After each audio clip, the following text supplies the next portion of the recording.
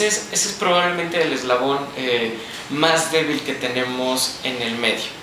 A final de cuentas, no debemos olvidar que la tecnología es ocupada por los seres humanos y que los mismos riesgos que yo puedo encontrar en mi vida cotidiana también pueden hacerse presentes dentro del medio de Internet.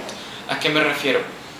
Si yo en mi vida cotidiana necesito dinero a las 3 de la mañana, no voy a un cajero automático en un lugar que está completamente solo, en una calle que no está iluminada, porque existen muchos riesgos, no me podrían asaltar, me podrían golpear, etc. Buscaría, si es urgente, o sea, si no puedo esperar al día siguiente y es urgente, buscaría una plaza que sea concurrida, que esté bien iluminada y trataría de sacar dinero. Y aún así no sacaría mucho, sacaría solo lo que voy a necesitar y hasta el día siguiente volvería al banco. Ese mismo comportamiento, esas situaciones que hemos aprendido tendrían que duplicarse dentro de Internet y hay varios caminos a seguir. Uno es el que pueden seguir los padres de familia en la educación de sus hijos y otro es el que nosotros mismos como usuarios tendríamos que seguir. Quisiera empezar por lo que nosotros podemos hacer dentro del medio de Internet. Uno de los primeros puntos tiene que ver con las imágenes y el manejo de nuestros datos personales. Cuando nosotros ingresamos a Internet y somos estudiantes o a lo mejor ya estamos trabajando y nos dejaron investigar ciertas cuestiones, resulta que para llegar al artículo deseado, para poder ver cierta presentación o cierta imagen, todas las páginas de Internet nos están pidiendo datos de registro. Y hay desde la que te dice solo escribe tu cuenta de correo electrónico hasta el que te dice pon tu nombre, dirección, teléfono, cuenta de correo electrónico y al final siempre viene una partecita que dice términos y condiciones de seguridad y privacidad y que normalmente le ponemos sí, aceptar y nos olvidamos. Es muy importante leer ese tipo de condiciones. ¿Por qué? Porque ahí se va a especificar qué es lo que va a hacer esa compañía o en este caso ese portal con nuestros datos personales. ¿Qué pasaría si en esas condiciones nosotros estamos preautorizando que todos nuestros datos los compartan con cualquier compañía? Lo que sucede cuando yo abro mi cuenta de correo electrónico por primera vez, lo único que tengo es un correo de bienvenida del servicio con el que la he contratado.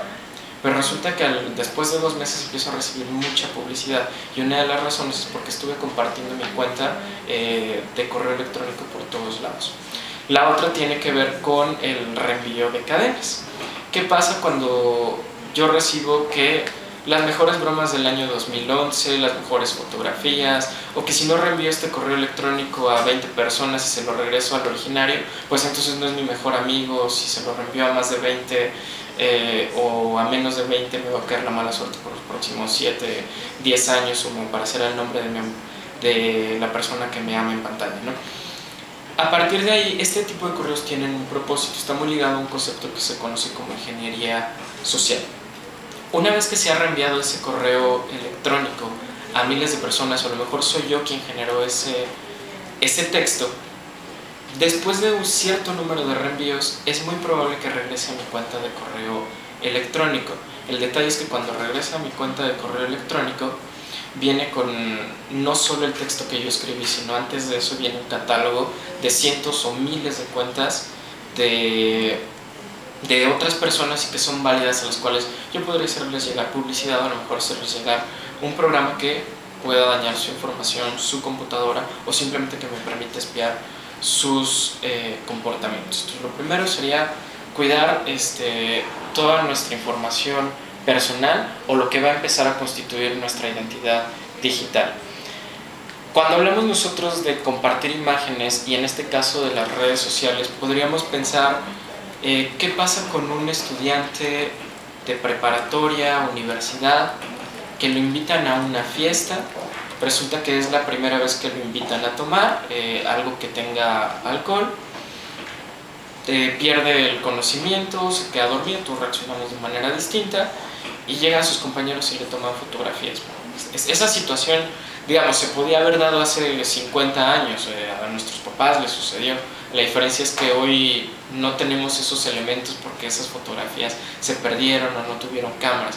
Hoy tenemos la cámara de nuestro teléfono celular, en ese momento la subimos a internet ¿Y qué pasaría si un mes, un año, tal vez 3 años, él empieza a buscar trabajo y cuando hoy la gran mayoría de las empresas están buscando a sus candidatos en internet o están buscando antecedentes de sus candidatos en internet, qué pasaría si al momento de poner mi nombre, en lugar de escuchar o de leer que fui el mejor promedio de mi generación, los proyectos, empresas en los que he participado, etcétera, lo primero que aparece es la fotografía de esa fiesta? Y a final de cuentas va a depender mucho del criterio que tenga mi empleador, porque a lo mejor él lo ve, se ríe y dice, bueno, cualquiera le puede pasar. Bueno, pero si encuentra 200 fotografías de fechas diferentes en condiciones similares, bueno, es que ya no a cualquiera no le pasa cada 8 días esto, y probablemente cambiará su criterio. Entonces eso nos lleva a que tenemos que tener mucha responsabilidad en qué es lo que hacemos con nuestras imágenes digitales, o qué pasa pensemos en un chico de secundaria que acaba de tener a su primer novia y que entre segundo o tercero de secundaria hasta que él termine la universidad probablemente no siga siendo la misma y haya tenido diferentes parejas y cada una las va subiendo en las redes sociales y un día cuando ya quiere formalizar una relación, pues resulta que la exnovia muy enojada o el exnovio muy enojado envía y le sube o le envía todas las fotografías a alguien más, y el daño que le puede generar a su propia percepción o a su propia imagen. Entonces habría que tener mucho cuidado en cómo lo hacemos o a quién estamos compartiendo este tipo de imágenes, ¿no? A final de cuentas, las redes sociales, nosotros hemos manejado en nuestra vida cotidiana un concepto de vida privada y de vida pública. Hay cosas que suceden dentro de mi casa que no me interesa que mis compañeros de trabajo conozcan, situaciones de trabajo que no quisiera que conocieran dentro de mi casa.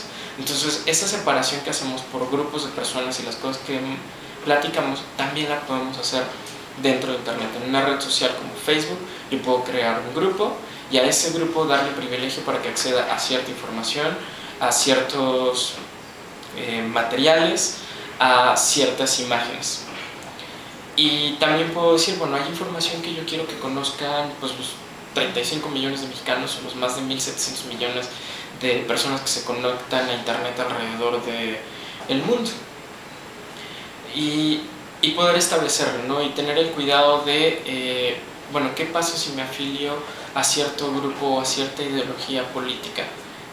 Porque realmente estoy convencido, podría afectarme en mis cuestiones laborales, situaciones que a veces tomamos en nuestra vida cotidiana de ¿y qué partido eres? Y que a veces lo preferimos omitir. A veces en internet es muy público, olvidamos esa parte de que hay millones de personas que lo pueden leer. Otra situación que puede derivarse de las imágenes, bueno, a lo mejor este fin de semana me voy a una plaza y me encuentro un Lamborghini, un Porsche, un BMW, un Mercedes estacionados, me paro al lado del que más me gusta, me tomo una fotografía y después la subo como mi Lamborghini y yo.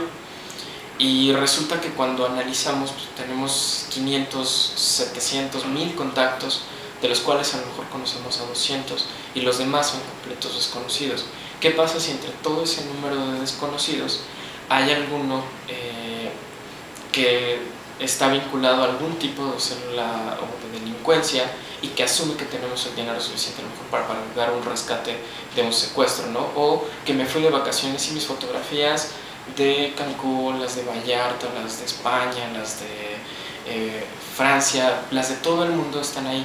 Y a lo mejor ha sido por cuestiones de trabajo y ha sido de esas veces en las que llegué al aeropuerto y las tomé desde el coche porque ni conocí la ciudad, pero están las fotografías publicadas y alguien asume que tenemos recursos para ello, ¿no? Entonces tener ese cuidado de segmentar nuevamente la información hacia los grupos que queremos que se puedan dirigir estos datos, ¿no? A final de cuentas, creo que todos podemos analizarlos de una manera muy simple.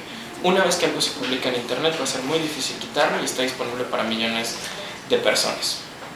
Aun cuando yo pueda establecer ciertas condiciones ciertas restricciones, si alguien de mis contactos copia la imagen y la guarda en su computadora, yo ya perdí ese control. Entonces podríamos imaginar que, ¿cómo sé si lo que voy a publicar me puede poner en riesgo o no? Imaginemos que al día siguiente va a aparecer en la primera plana del Universal, del Publimetro, del Reforma, de cualquier diario de circulación nacional, y si consideramos que no hay ningún tipo de riesgo, adelante. sino hay que buscar las maneras de garantizar que solo pequeños grupos tengan acceso a estos tipos de información.